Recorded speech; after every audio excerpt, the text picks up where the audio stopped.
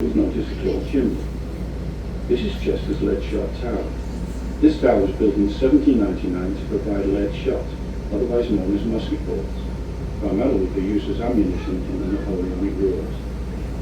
Although a number of such towers were built at this time, Chester's Tower remains not only as the oldest of the three remaining towers in the UK, but as a reminder of those far-off days. I'm sure you will have noticed that for quite some time we have been travelling around the land end in the river. In the 11th century, the land on the left-hand side was actually an island, known in those days as an isle, or eye, and was owned by the Norman Earl. When the last Earl died without an heir in 1237, the land passed to the Crown and was eventually sold off. Today it's a water meadow prone to winter flooding, and just as in many other times, is still referred to as the Earl's Eye. Returning once more to the right-hand side, one can't help but notice the large castle-type building set back in the trees. It is known as Walmore Hill, and was originally built as the retirement home of a very famous Chester Victorian architect by the name of John Douglas.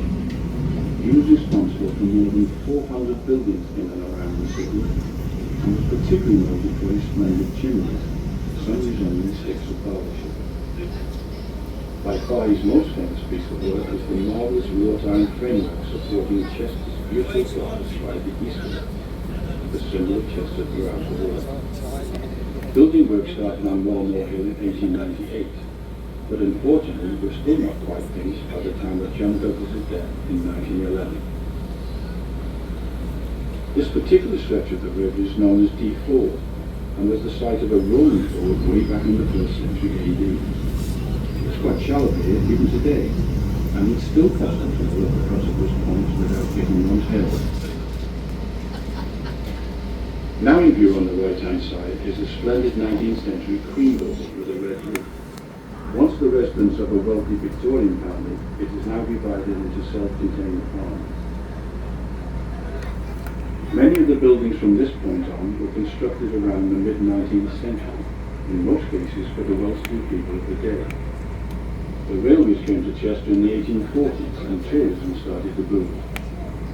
The city also became a fashionable centre for the rich and famous, many of whom chose to build their houses in the suburbs. This particular area, known as Borden, approximately 1 mile from the city centre, is just one of them.